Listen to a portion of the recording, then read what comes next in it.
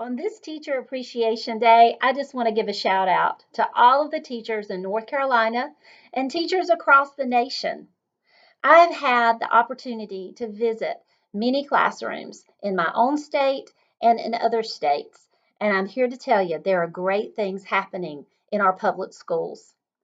As I've traveled, I've had conversations with teachers, and I hear you.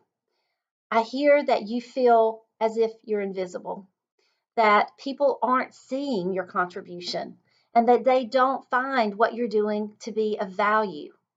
And so on this day, I want you to know, to all of those teachers that go in early and stay late, I see you. To all of the teachers that take things home with them and work on them on their own time, I see you. For those teachers that spend money out of their own pockets to buy supplies because their districts weren't able to give them the money because they're underfunded, I see you. For the teachers that see needs in their students and in the student families, such as needing clothes or food or needing housing, I see you making those efforts and spending money out of your own pocket to make sure that they have what they need. To all of the teachers who tutor kids on the side, who make sure that they have what they need to learn and grow, I see you.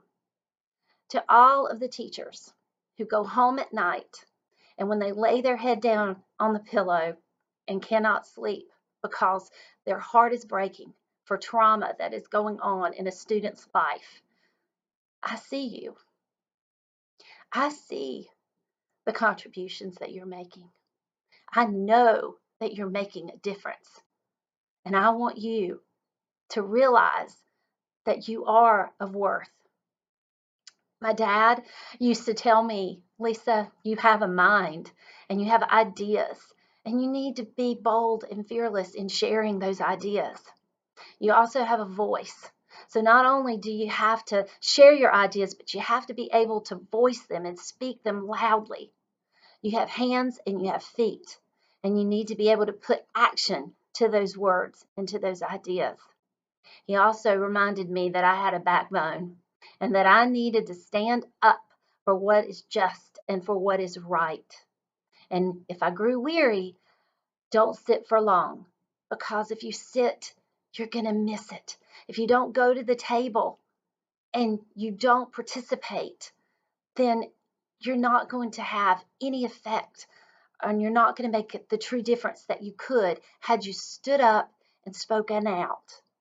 So, on this day, I want you to become empowered. I want you to find your voice. I want you to know that you are important and that you can be bold and fearless too.